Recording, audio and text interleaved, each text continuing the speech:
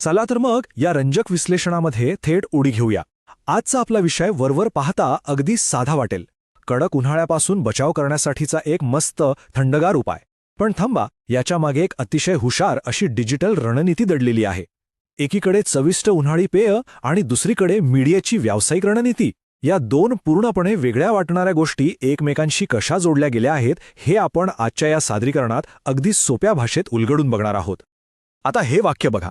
उन्हाळ्यात शरीराला मिळेल थंडावा.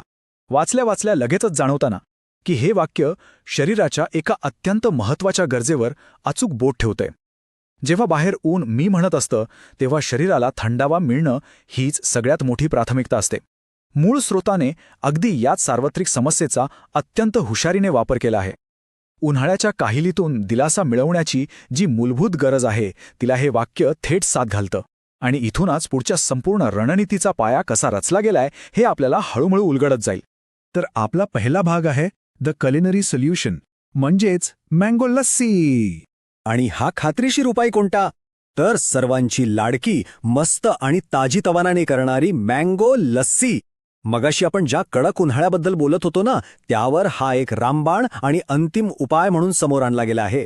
विचार करा, हे काही कोणतंही साधंसुधं पेय नाहीये. त्याचे गुणधर्म आणि उन्हाळ्याच्या दिवसांत त्याची असलेली प्रचंड मागणी लक्षात घेऊनच याची अतिशय विचारपूर्वक निवड करण्यात आली आहे, हे नक्की.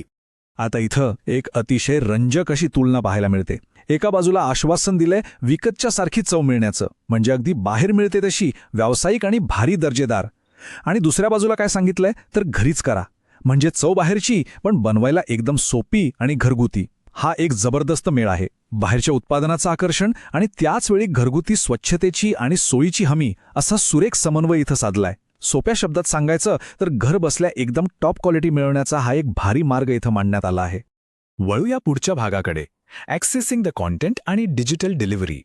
मूळ मजकुलामध्ये वापरकर्त्याचा जो प्रवास दिलाय त्याचे टप्पे आपण बारकाईने पाहिले तर खरी गोम लक्षात येते.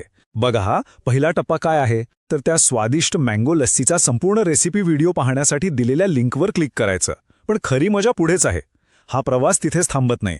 दुसरा टप्पा थेट ताज्या बातम्या मिळवा या सूचनेकडे घेऊन जातो. आणि सरतेशेवटी तिसऱ्या टप्प्यात मूळ उद्दिष्ट समोर येतं, ॲप इन्स्टॉल करा. म्हणजे काय तर तो रेसिपीचा मजकूर म्हणजे मुख्य उद्दिष्टाकडे खेचून नेणारं एक हुशार प्रवेशद्वार होतं. या संपूर्ण बदलाला दुजोरा देणारा मूळ स्रोतातील हे अचूक वाक्य बघा. कधीही कुठेही ताज्या बातम्या मिळवा, न्यूज 18 ॲप मोफत इन्स्टॉल करा. इथे यांची रणनीती अगदी लख्खपणे समोर येते. उन्हाळ्यातील एक छानशी ताजीतवानी करणारी रेसिपी देण्यापासून सुरू झालेला हा प्रवास थेट एका न्यूज ॲपच्या प्रमोशनवर कसा येऊन थांबतो हे खरोखरच लक्षवेधी आहे. लोकांच्या मोबाईलमध्ये आपलं ॲप्लिकेशन पोहोचावं आणि त्याद्वारे सातत्याने बातम्या वाचल्या जाव्यात, हेच यामागचं मुख्य उद्दिष्ट आहे. थोडक्यात सांगायचं तर मँगो लस्सी हे एक गोड आकर्षण होतं आणि ॲप इन्स्टॉल करून घेणं हे त्यांचं अंतिम लक्ष्य होतं.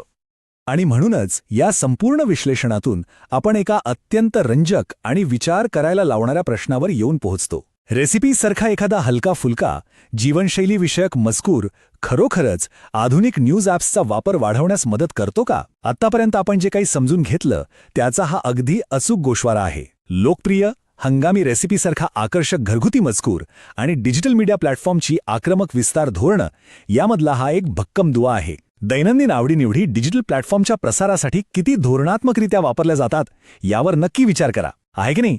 ही एक खरंच अत्यंत प्रभावी आणि कल्पक रणनीती.